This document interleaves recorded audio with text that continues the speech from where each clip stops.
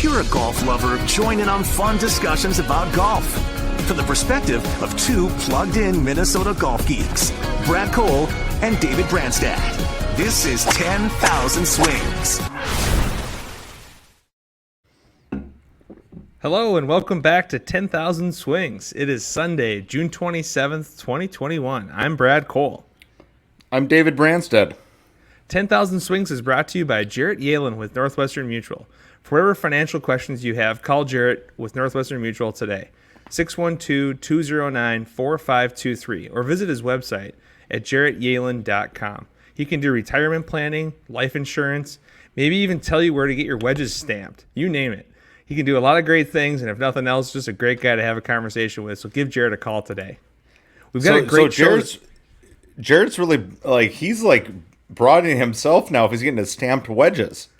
Stamp wedges. You know, I've been told he spent the last couple of weeks building tree forts on the weekend, or tree houses, excuse me. Like literally I'm getting updates daily of tree houses being built. So maybe if he can't help you with 401ks, he can at least come over and assess, you know, maybe you got a tree down or something he can make into a cool fort for the kids. He's a man of many, he can do it all. There's nothing that he can't do. So give Jarrett a call today. And he's one of a kind, and we're very, very thankful that he sponsors this show. So we've got a great show. I still don't really know what just happened. I feel like I watched the 18th hole at the Travelers Championship for about 5 hours. So we're going to talk about the Travelers. We're going to talk about custom clubs, custom stamping, all sorts of cool stuff to make sure that you have the coolest sticks around. The Olympics, this is interesting. You know, who's going to play in that? It's a few weeks away now. And then some other great tour news, a lot of different events. We had 2 majors this week on the Champions and LPGA tours.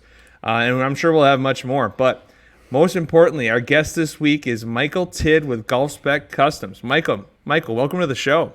Thank you. Thanks for having me.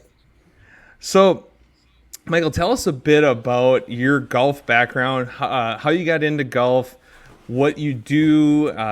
Tell us a bit about Golf Spec Customs and kind of, you know, how it got to where it is now. And I do want to preface this with, if you're not following Michael on Instagram, it's Golf Spec Customs, and it is, I believe you're at 10,000 followers now. Is that correct? I believe right around there. Yep.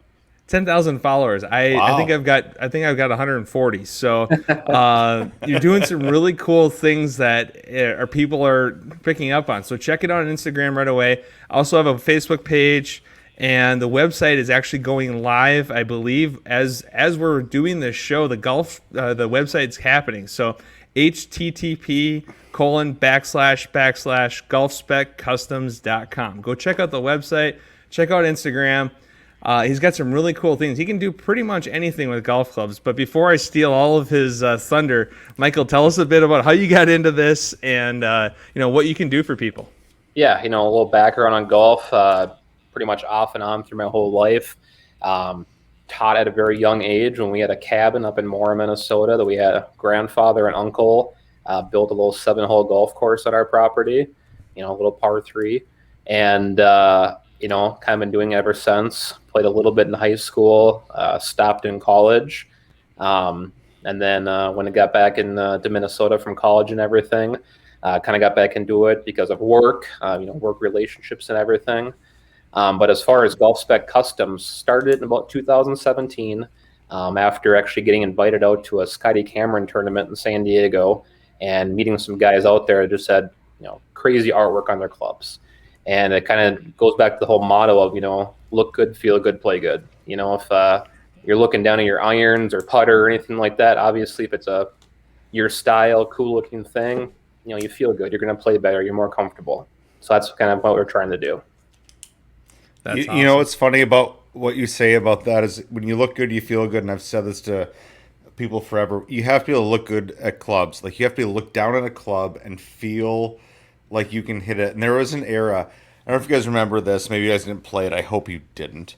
It was the Rocket Balls era of TaylorMade, and we had these thick ass irons that I could hit a mile, and I played them for about 2 weeks, and then I had to throw them away. I'm like, I cannot look at these things. I understand that I hit a 700 190, and that's great, and I feel great about it, but I could not look at these frickin' things. Like, they were ugly as hell. So yeah, so like everything we're about, and what you're about is that you got to be able to look good at stuff, look down at stuff that fits your eye. 100%. It has to be your own style. You know, So, if it's the whole entire color of the club, if it's different paint fill options. We started off, or I should say, I just started off, you know, stamping initials, things like that, and then, you know, kind of going crazy from there, doing custom stamps. We've done a couple member guest tournaments with their insignias, like at Delwood Country Club, their black and gold event. And then recently, about 6-8 months ago, invested in a laser etching machine that we can pretty much do anything. You know, any kind of company logo, any kind of design, sky's the limit. So Michael, I kind of jokingly asked you in the spring, because you guys all know my love affair with the Gopher football program. I said, can you put PJ Fleck's head on a golf club? And what did you say? Oh, you know, if you want his face next to your golf balls, sure. So 2 years ago, you stamped my wedges, and I love it. I didn't really give you much of a direction. I just said, you know, I love Gopher football, and you put rolled the boat on one wedge. You put Sky Yuma on the other with some Gopher stamps. I have since then probably shared that with every human being in the athletic department because I'm so cool about how that worked out. I'm probably not going to go the creepy route of PJ Fleck on my wedges, but the things you can do is like it's super cool. There's nothing you can't do with a wedge for the most part, right? Correct. You know, it's the program it is. It's a CAD-based program for people that's familiar with that you can load an image and you can etch pretty much anything. that's very cool. And for me, you actually did just do it with a swoosh on all of my wedges, which has turned out pretty slick. Mm-hmm. And people have been asking quite a bit. They're like, how'd you get that? So it's very cool. If people are interested in making your clubs look a little bit cooler than they already do, go check them out on Instagram. Check out the website. There's just a lot of cool things that you're doing. And for people that have any questions, like, you still should go get fit for clubs. 100%. You still should go get your custom golf clubs done. And then Michael's doing everything aftermarket. So just to kind of make it all make sense for people, this isn't a competitor. You're not your own brand. You know, you're not fighting against TaylorMade or PXG or one of those brands. No. You take the clubs that they build and you make them sweet.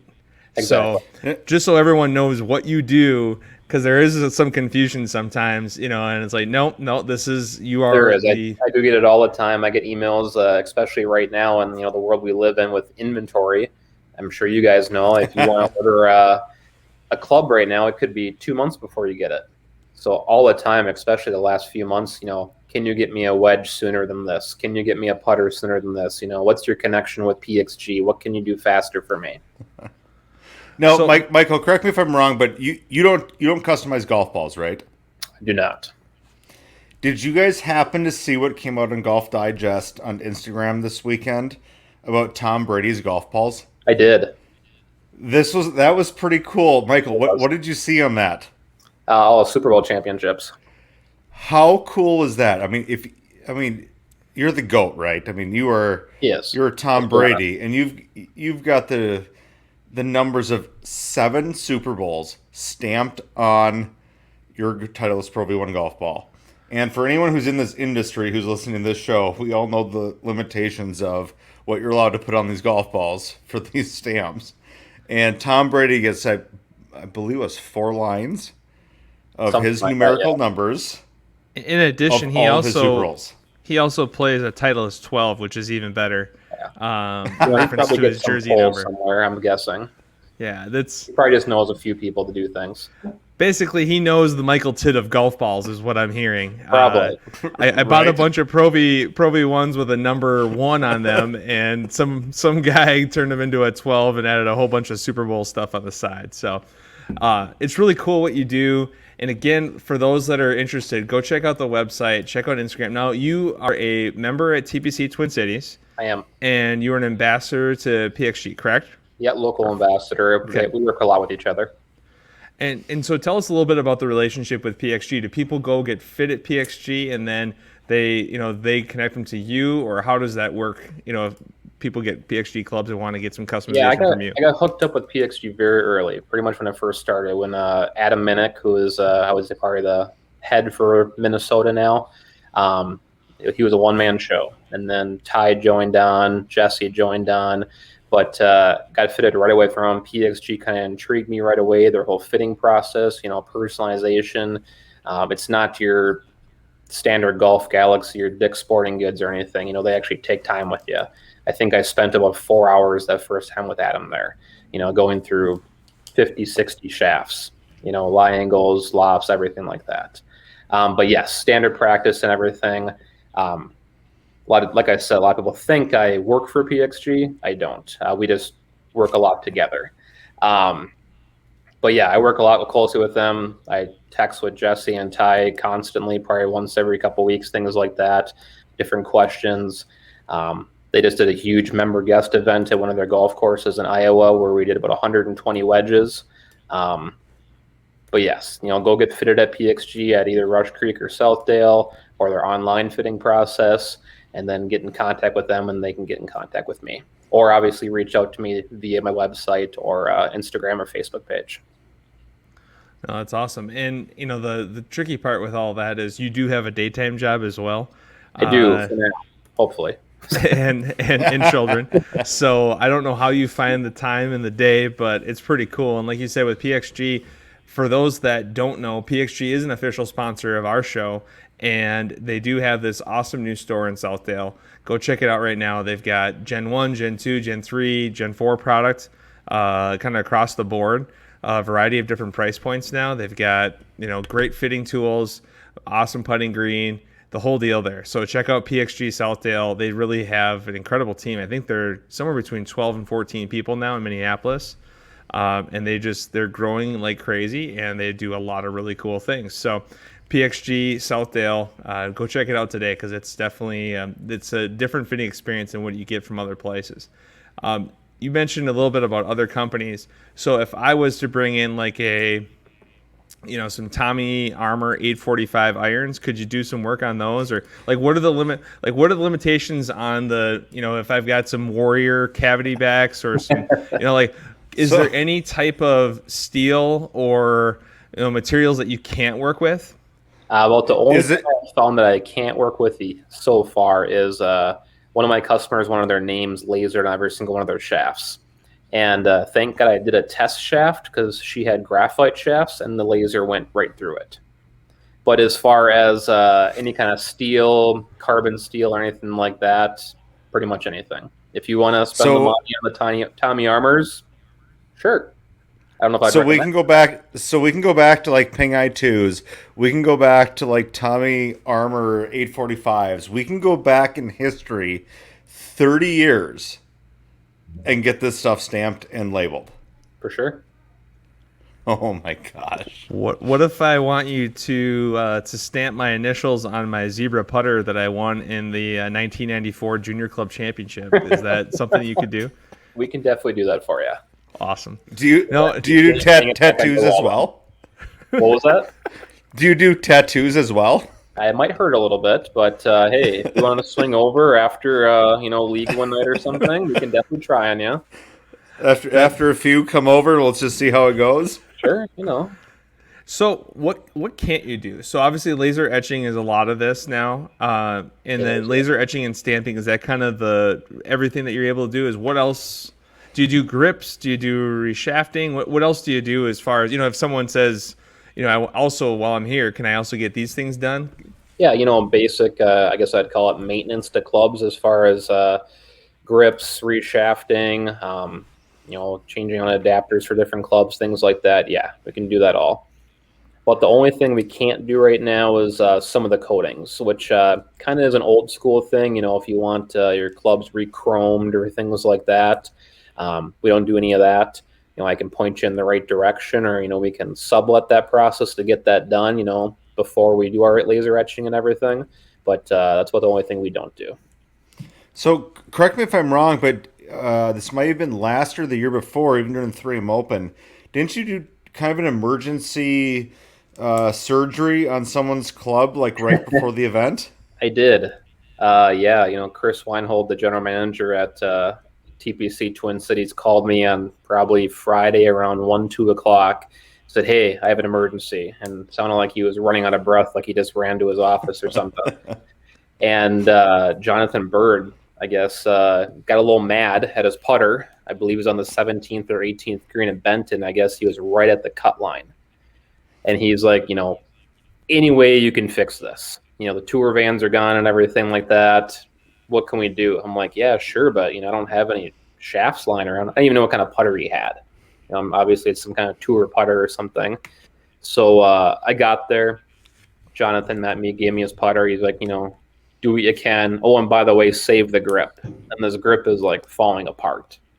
Kind of like you see some tour players. It looks like they should have changed their grip about 2 years ago, especially on putters. And I'm like, sure, I'll do what I can. So I didn't have any shafts. At this time of the night, everywhere's closed, Golf Galaxy, Dick's, things like that. And so we were looking through the pro shop at TPC Twin Cities and literally took 3 putters apart just to find the correct shaft. But we got it back, and then unfortunately, he actually missed the cut by 1 stroke. So it wouldn't even matter. So what people don't always understand is when you have those tour vans at these tournaments, they have to leave by, was it Wednesday at noon? I think it's Wednesday night, yeah, or Wednesday afternoon. Yeah, sometime Wednesday at night, they have to be out of there. So if a problem comes up on Thursday through Sunday, like it's calling in favors to someone like you. Yeah, 100%. Which I was totally okay with it because I got the credentials for the week. So I just kind of walked around and did my own thing for the rest of the weekend, and no one really bothered me. So the question is, supposed to be there, but the question is, are you going to go in guys' lockers this week and just drop your business card in every single locker and just say, I'm right around the corner. I'm only a few miles away.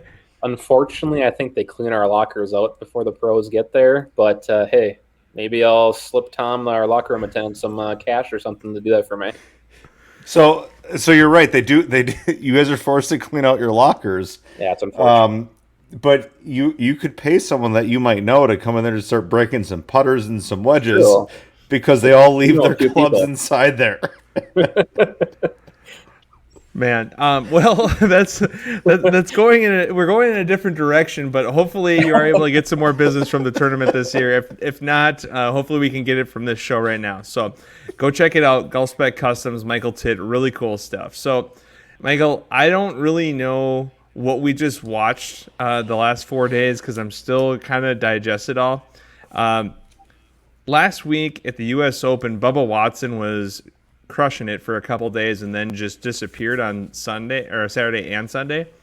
This week he decided to wait until the 13th hole on Sunday, and he's minus 13 going into hole 14, and he goes bogey, bogey, bogey, double bogey to go from first place to 19th, and basically a $1.5 million check or 1.3 or whatever ends up being to maybe a $100,000 check. And for those of us at home that are involved in fantasy golf leagues and chose Kevin Streelman over Bubba Watson at the last second, we're not too upset about that happening. But what is going on with Bubba? Because he's playing so well, and it just seems like, some of these holes, this closing stretch of this tournament is really strong. There's a lot of fun shots, and he is Mr. Creative. Like, I don't know what he was doing on I think it was 15 or 16, a real short par 4.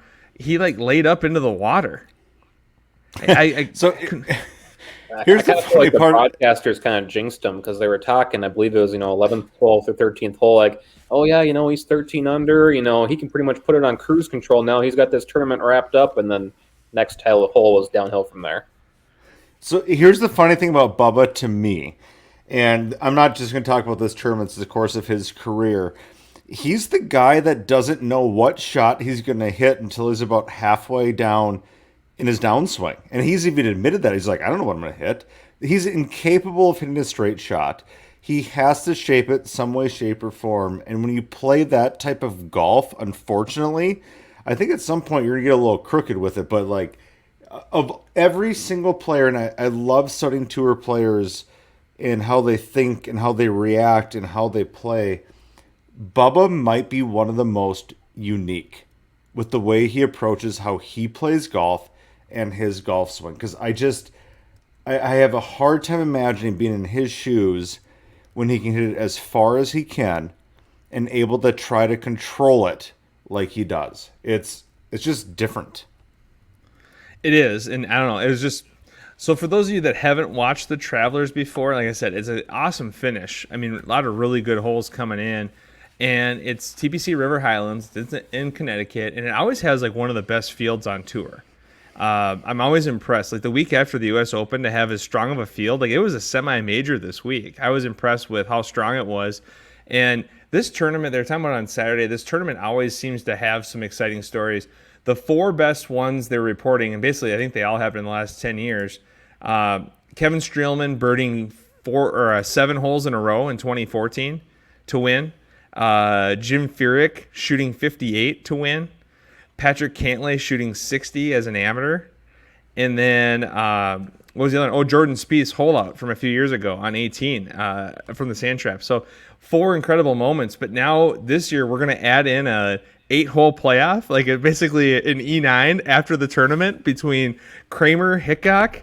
That's right, Kramer, Hickok. There's the first Kramer, they said it on TV on Saturday, the first Kramer that's ever been in contention to win on the PGA Tour. And I immediately think of Kramer from Seinfeld. But Kramer, Hickok versus Harris English. And, both these guys played very well today to get into the playoff. Shot some really good scores. I think Harris shot 65 and Kramer shot 67. And then they played 8 holes where there was 1 birdie. Harris's birdie on the final time they played 18. It's just kind of crazy. You had birdies all day long, and then you could only get 1 through basically 16 holes with the 2 of them. So what'd you think, Michael, about what you saw? It was crazy, just like you said. I can't believe 2 of Kramer's putts didn't go in. I believe that they were both on 18, but the 2 lip outs, I was starting to feel bad for him. Let's just say that, I was meant to be for Harris English, obviously, but good for both of them. Both great players. Hopefully maybe next week for him or something. But yeah, it was a great tournament. So I had to watch most of this tournament from my phone today because I was at a baseball field with my kids all day. And when Brad sent the show notes over for what we might talk about, and he's like, "This is the first Kramer first name to ever win." I'm like, dude, did you seriously actually research this? Because if that's what your day was spent doing, oh dear God. No, Jim Nance was serenading it to me while I was doing some work yesterday. As my 2-year-old was making birdie putts in the living room all day, so it's all good. Yeah, right. I just let Jim Nance tell me all sorts of random facts, and I enjoy it. It was, like I said, it was really crazy to me. And you had one of these leaderboards where Brooks Koepka goes out and just misses a putt on 18. He shoots 65. He posts -10. Kiz goes out, shoots 63. He posts -10.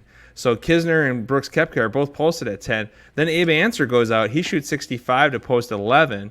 And you've got all these guys above them on the board. But once the score is posted, everything's different, right? And Leishman goes out, shoots 64, and he actually did this a few years back and won that way. And you think he might be in a playoff, and then all of a sudden Kramer and Harris both post 13. So there was just a lot going on, really entertaining. It seemed like the fans, I mean, it's crazy to think that we didn't have fans a couple months ago, because the fans right now are the show, right? The fans were so jacked up, having so much fun. The players even said afterwards that they gave them so much energy because, 26 holes on Sunday when you're under the gun for a lot of them, I can't imagine that either one of those guys is going to, take real long to fall asleep tonight because it was crazy. But Kramer Hickok, where'd this guy come from? I know he's buddies with Sam Burns. They talked about him and Sam Burns about these really big bottles of wine, and they're going to drink them when they both get their first PGA Tour wins. And Sam Burns just got his first win. Hickok didn't get it done today, but even the second place for him is going to move him up into a much better place than he was, hopefully to keep his card for next year. But when those putts lipped out for him, you just had a feeling like it wasn't meant to be, and it just is such a bummer because a guy like that gets a win. Harris English is very established. He's already won once this year. He's more than fine. I mean, he's second in FedEx for the year. But Hickok, the win would have been so big, and the fans were chanting his name. And I guess my question to David is, like, have you ever been playing a round of golf where people are literally cheering for the other guy and you're the villain? Think of like Stuart Sink and Tom Watson in the British Open like 8 years ago or 10 years ago or whatever, 12, however long ago that was. Have you ever been the guy where people are literally cheering against you? Or Michael, have you ever been in that situation? I have not, but though I've seen it before. Obviously when Tiger's playing, everyone roots for Tiger. It doesn't matter who's on the other side. But yeah, I kind of felt bad for Harris English there. They were literally doing the wave. I heard when I was watching the broadcast on TV today, my fiance walked in. He's like, She's like, are you watching golf or baseball? Brad, what do I do for a living? You teach people how to play golf. I teach people how to play golf. I don't play golf professionally. No one's cheering for me.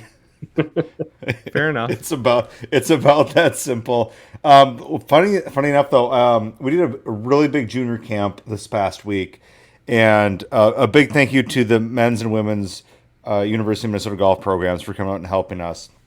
But it was funny because we did some machine gun shot stuff, we did some Happy Gilmore stuff, and we had the kids like cheer and try and kind of rank what they wanted and who they wanted to win, which was kind of fun to see happen. And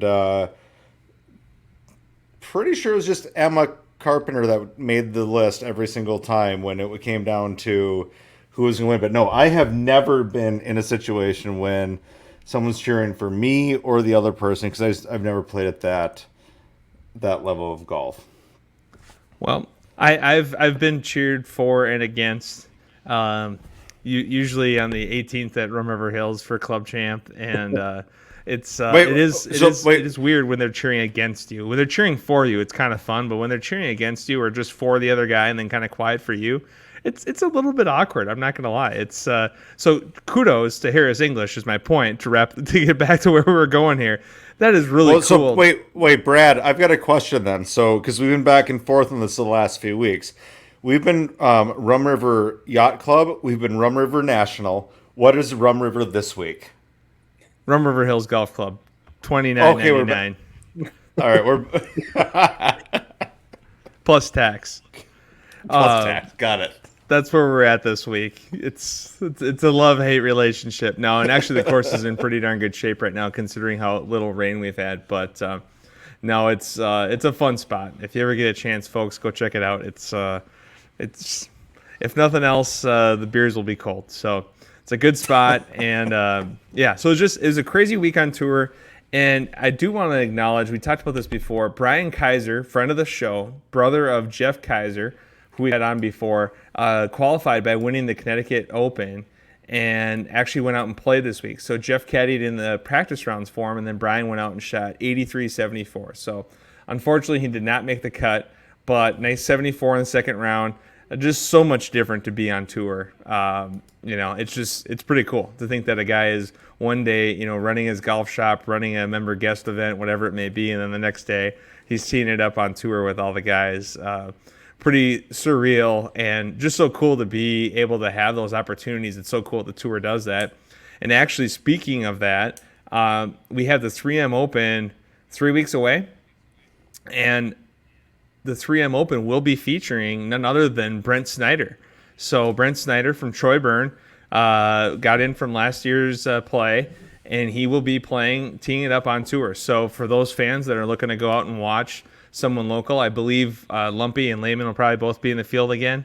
And Troy Merritt, Tom Hoagie, I would assume, are going to play as well. And then we'll have Brent Snyder and maybe one more sponsor exemption, depending on what Hollis and team do with the last couple spots. So kind of fun to get the fans out there. And again, I want to remind you that 3M Open is a sponsor of our show. And we want to get people out yelling stuff outside with strangers. That's really their focus right now, is get fans out there, golf fans, a Michael Thompson fan, a Matthew Wolf fan. If you're a food fan, a beer fan, a get outside fan, a sports fan, anything fan. This is just going to be, we want people to come out and get loud. It's going to be a great time. Again, if you watch the tournament at all today, you can see that fans are back, golf is back, everything is rocking. So please come out to the 3M Open. It's going to be a hoot. Tickets are available right now. So it's July 19th through the 25th. It's at the TPC Twin Cities. And you can go check out tickets online at 3mopen.com/tickets. So some really fun stuff going to be happening with the event. And actually, to tie in with the 3M Open, we had some player commitments this week. Brandy, can you talk a little bit about those?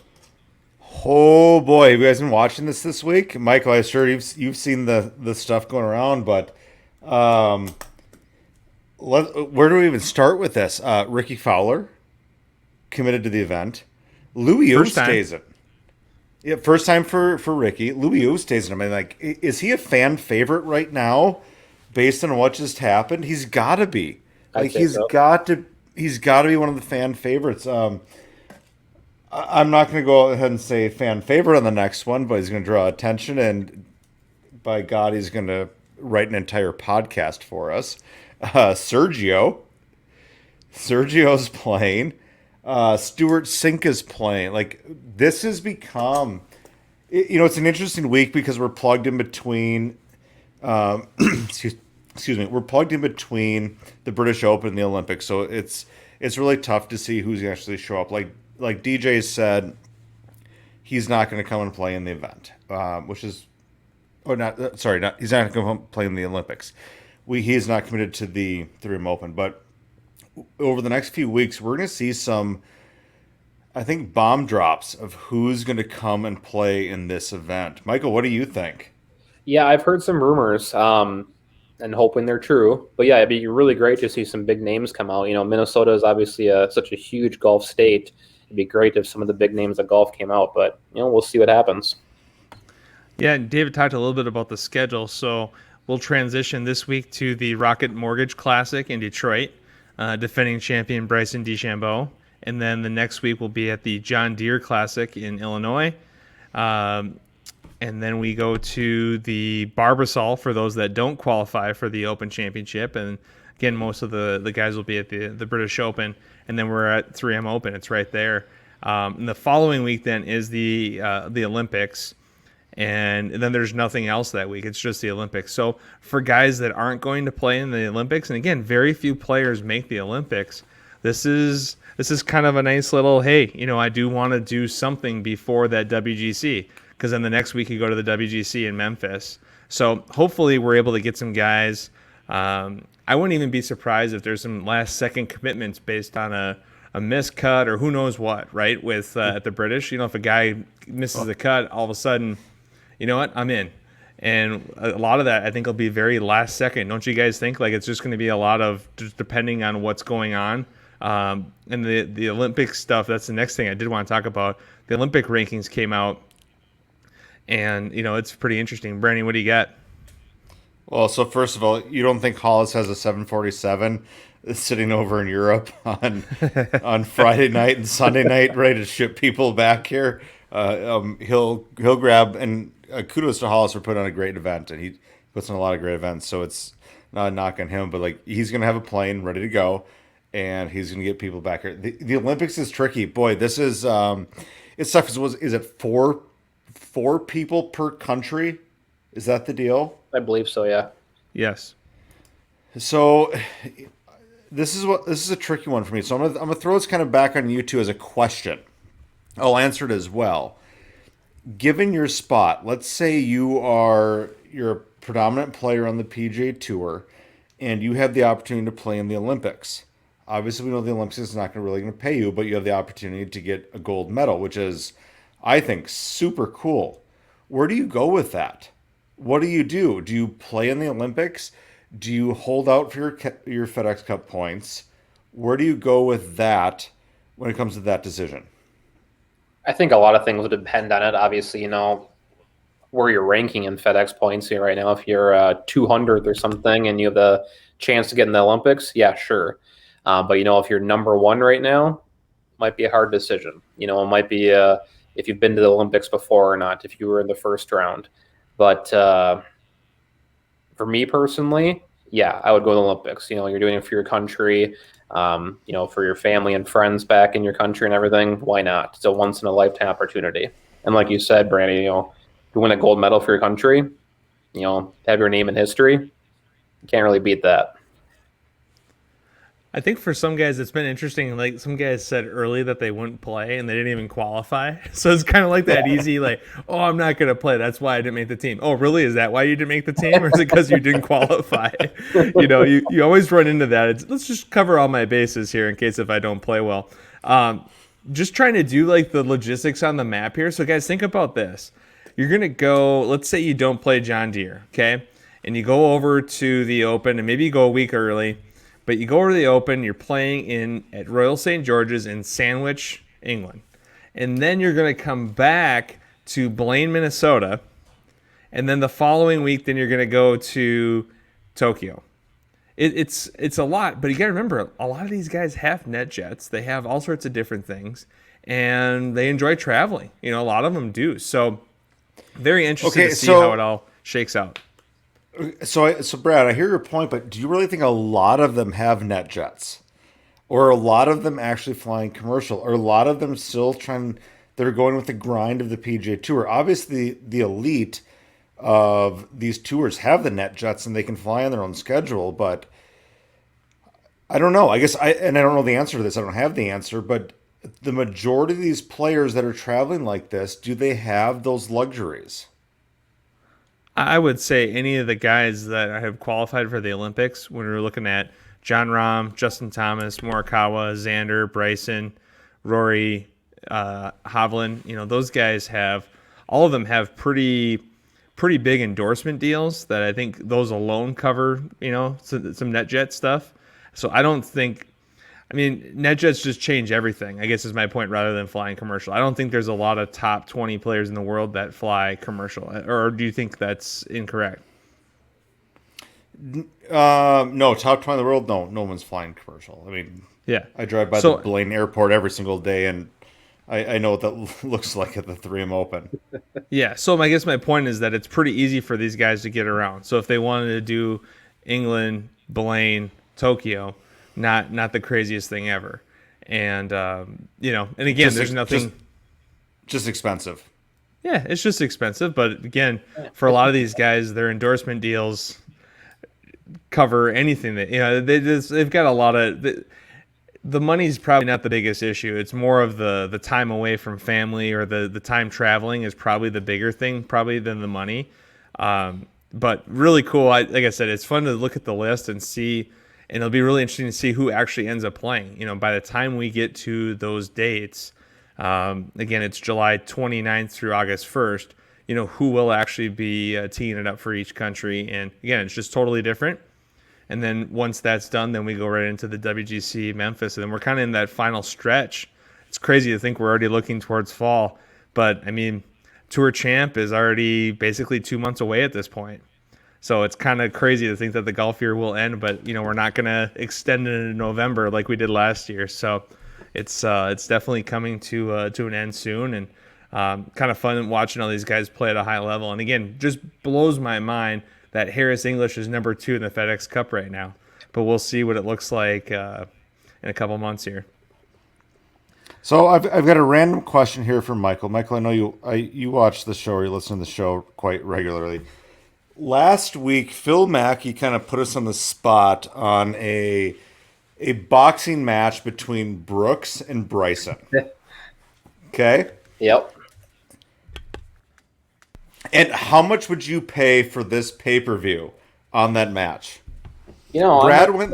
So Brad went, just to throw it out there, Brad went $300.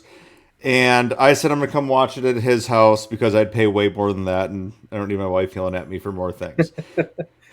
How much would you pay for something like that? I'd probably pay the solid, on the typical $99.95 for pay-per-view or something like that. Or, hopefully they'd have it on at the golf course or the local Buffalo Wild Wings, watch it for free. But, yeah, that'd be definitely some entertainment there.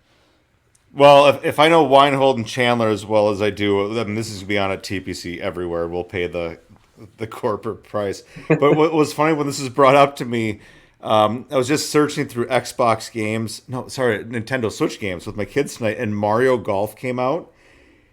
It is, you tee off, you charge down the middle of the fairway, you tackle people, you beat each other up to get to where you need to go. to get in the hole the fastest. Premier Golf League, did Mario just come up with it a little bit faster? That's incredible. I don't, Brad, I know you're searching the trailer right now. Watch this thing. It's amazing. You got Yoshi, Mario, Luigi. You've got them all just beating each other up to get to the hole the fastest. This is a new one. I did not see this coming, but I could see where it'd be pretty entertaining. That's good stuff. I think it's awesome. No, it's great. I mean, again, just like I said with Top Golf and all these different things, anything to get people interested in golf, right? There's a lot of different ways to get into it. And for those that are now thinking about watching this Brooks versus Bryson pay-per-view, and you need a cold one at home, I'd like everyone to know that the show is sponsored by Corona Premier. So Corona Premier, awesome light beer, 90 calories, 2.6 carbs. It's a perfect summer golf, maybe not when it's 90 degrees, but kind of that 75 to 85. You want something refreshing, very light. I definitely would recommend anyone to try it out. So Corona Premier, awesome new beer. I recommend drinking it as cold as possible. And again, great for these warm summer days that we've been having. So that being said, did you guys get a chance to see any of the KPMG Women's Championship? So they had a major this weekend on the LPGA, and Nelly Korda won back-to-back weeks. Mike, have you ever watched her? I mean, she's 22, and she's won 3 times in the last 5 months. Yeah, she's amazing, and back-to-back in this championship. I mean, I'm really impressed, and her sister won not too long ago either. So it's pretty impressive to see what they're doing for women's golf, and it really helps kind of strengthen, what we're trying to get more young golfers that are coming out of this country. So it's fun to see that. And Brandon, did you get a chance to see any of the KPMG?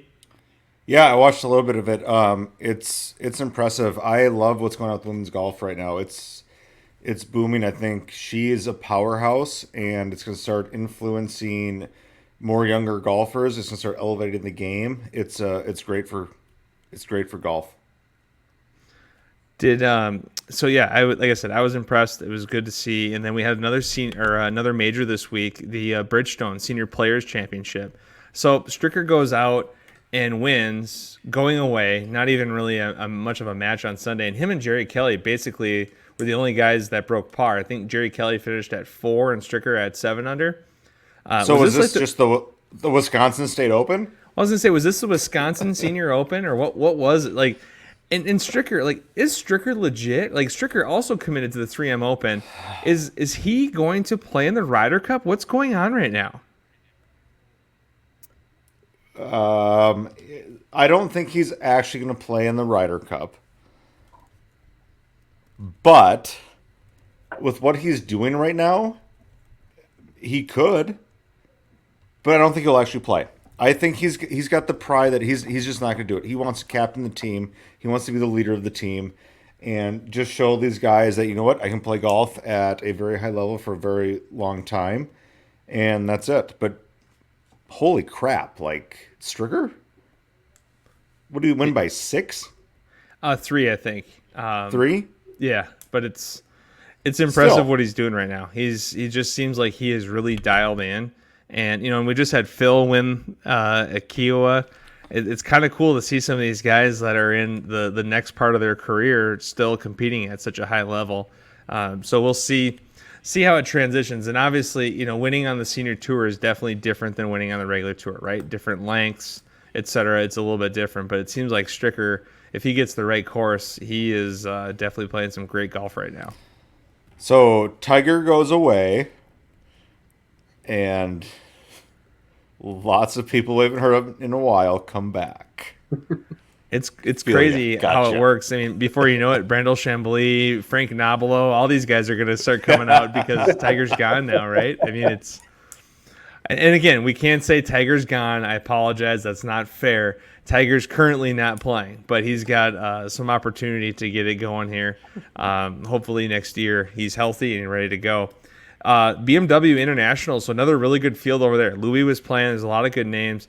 Victor Hovland WD'd for kind of a weird injury. They weren't able to get like a full injury report, but some sort of a weird injury during the U.S. Open. And then he goes on a plane over to Munich, Germany, and wins, holds off Martin Keimer.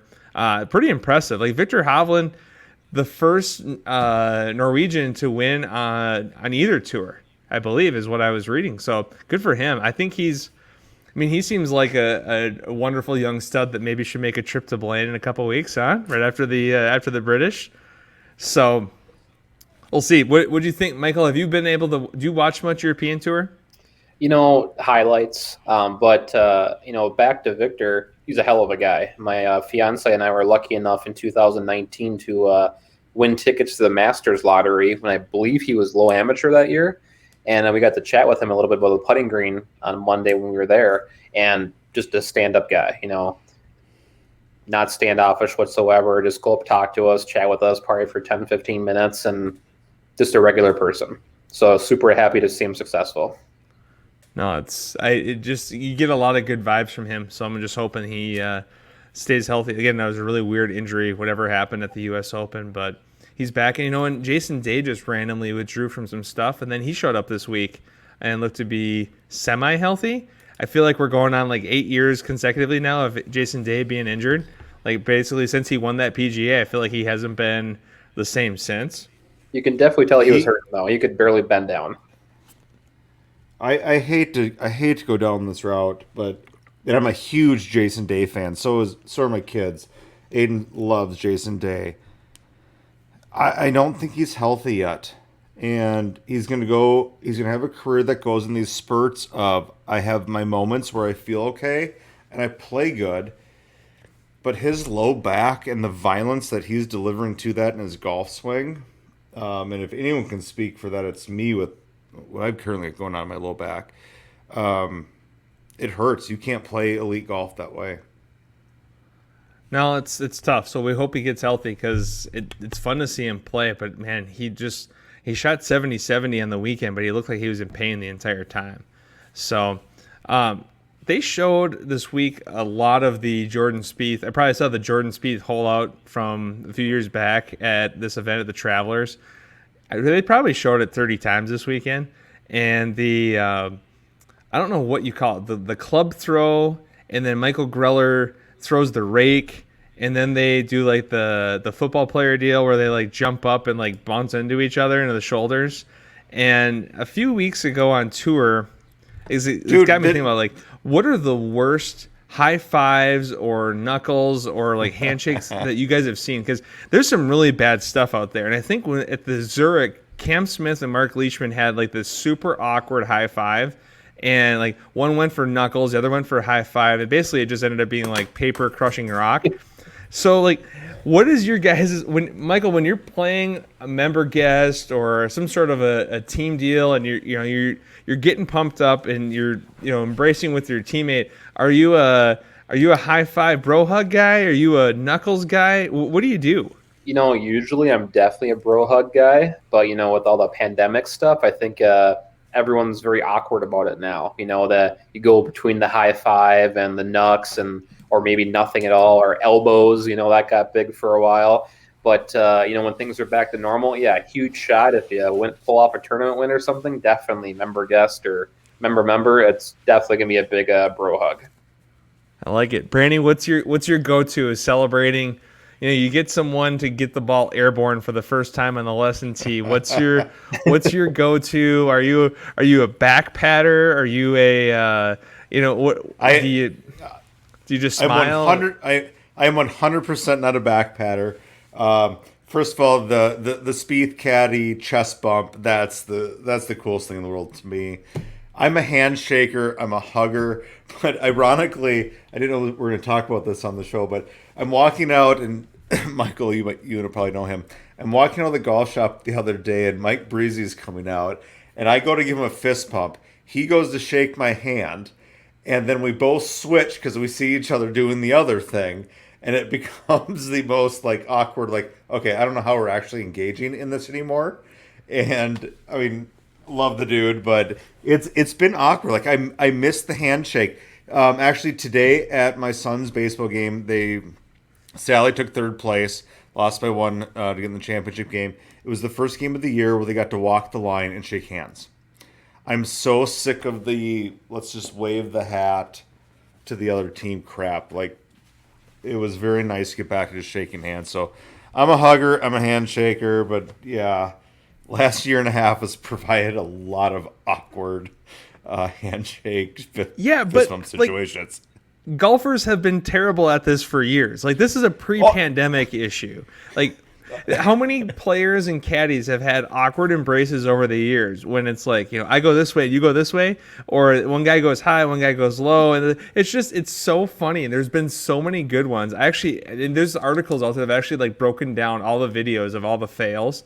And it's just hilarious to me how, especially when a player caddy situation where you're with this guy every day, like, could you maybe have a 5-second conversation? Like, hey dude, we're just doing like Nux every time, or we're just doing a high five and a bro hug, or whatever it may be, right? Like, it's just, and watching Spieth and Greller on auto replay, basically just like throwing their bodies at each other, I was just dying because I was like, man, it's just we're just such a weird breed.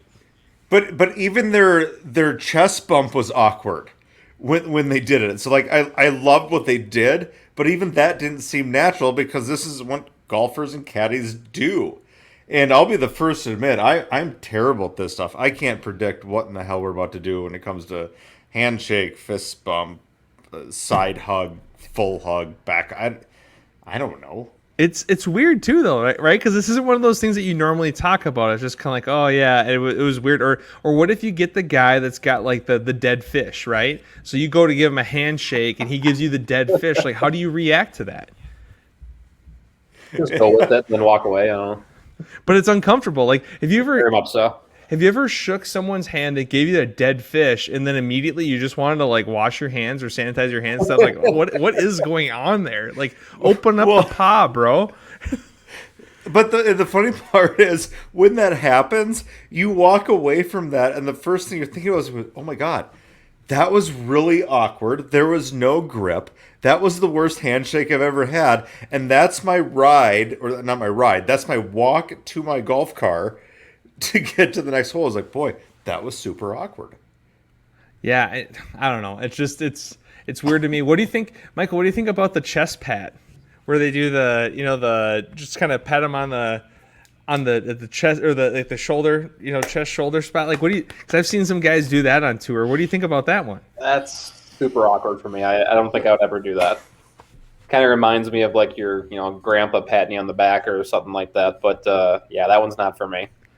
Do you guys ever get the people that give you like the two-handed handshake?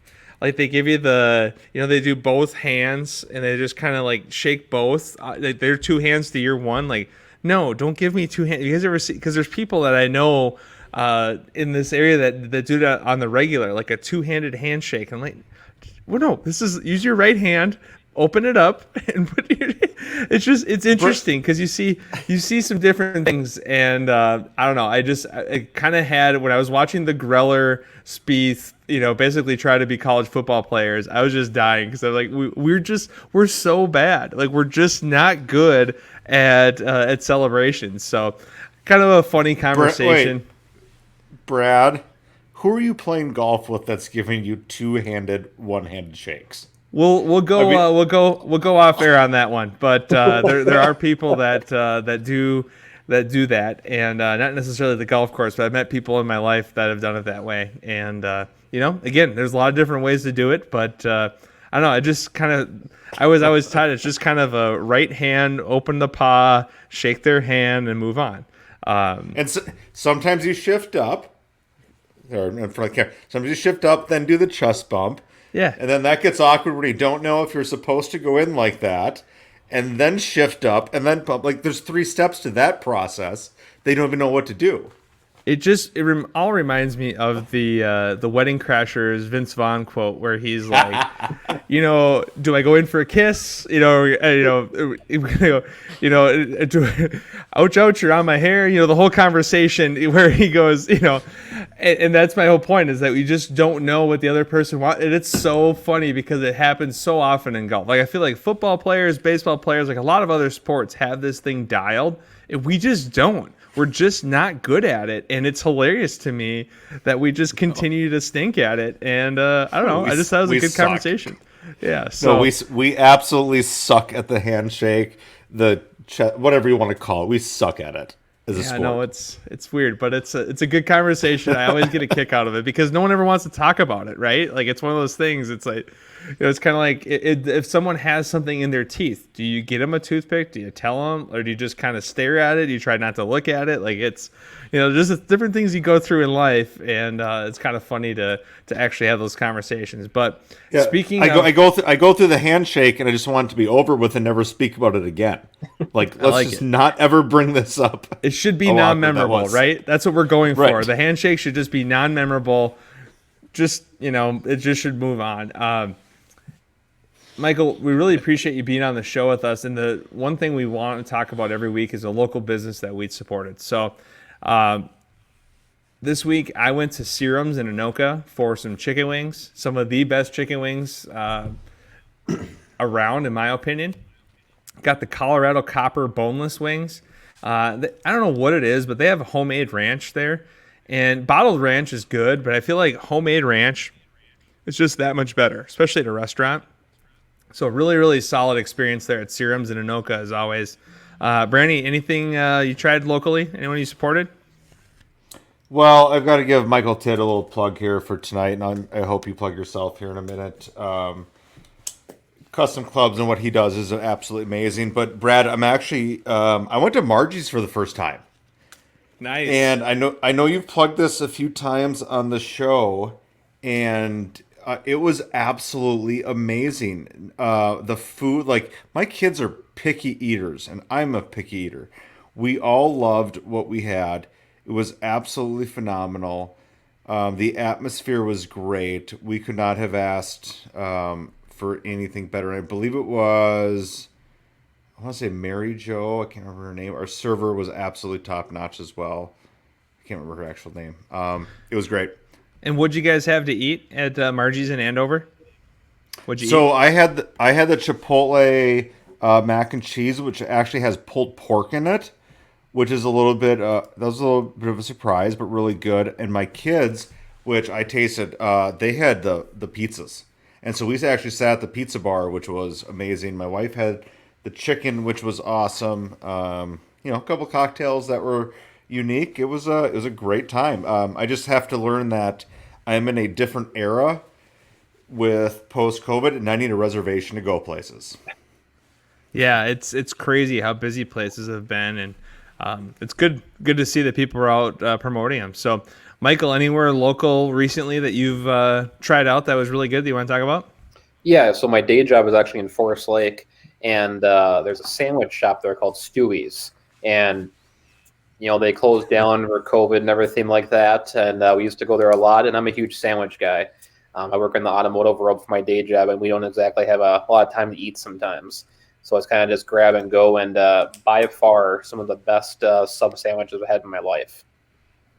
Nice. So we're all relative the same age. I mean, give or take a handful of years. When you hear the word Stewie, do you hear anything other than Stewie from Family Guy? Absolutely not. That's the only thing I could think of. They should literally have like their picture of their store or something like that. But and what kind of what's your go-to sandwich there, Michael? So I'm a pretty picky eater, to be honest, but I usually go with either like a meatball or like an Italian. But I've never had a bad sandwich there, I'll tell you. Awesome. No, there's sandwiches are very important, so that's good. It's good stuff. Well, we can't thank you enough for being on the show, and hopefully we get a lot of people to go check out Golf Spec Customs on Instagram, Facebook, and his new website. Thanks a lot for that and for everything you're doing to make golf clubs look cooler. There's not a lot of competition in this area. I think not only what you do is unique, but you really have kind of a cool market where there's not a ton of competition. And again, the other things that you do as well. Just I don't know how you get through the week with all the stuff you have going with kids and golf and work and then this side business, but 10,000 plus followers on Instagram. You're clearly reaching a lot of people. So very cool stuff. Congratulations on all your success, and thanks a lot for coming on the show. Thank you. Thanks for having me. And guys, I'm gonna throw out one other little local plug. Arrow 34. My brother-in-law Dana, who helped Michael out with his website and his marketing, who did. I've seen. I don't know if it's live yet, but I've seen the preview. It's fantastic, and he did a really good job with it. Awesome. Well, that's great. We'd also like to thank our sponsors, Jarrett Yalen with Northwestern Mutual, PXG, the new store in Southdale, the 3M Open, the Meadows at Mystic Lake, and Corona Premier. As always, you can connect with us via email at 10kswings@scorenorth.com. Please subscribe to our show wherever you get your podcasts, Apple, Spotify, Score North, wherever you get it, and give us a 5-star rating. For episode 19, we will have the Stendhal family from Rush Creek on the show to talk about junior golf, college golf, and much more. Until next week, friends, I'm Brad Cole. I'm David Branstad. Cheers. Michael Tidd, thank you for having us on. Thank you. Bye.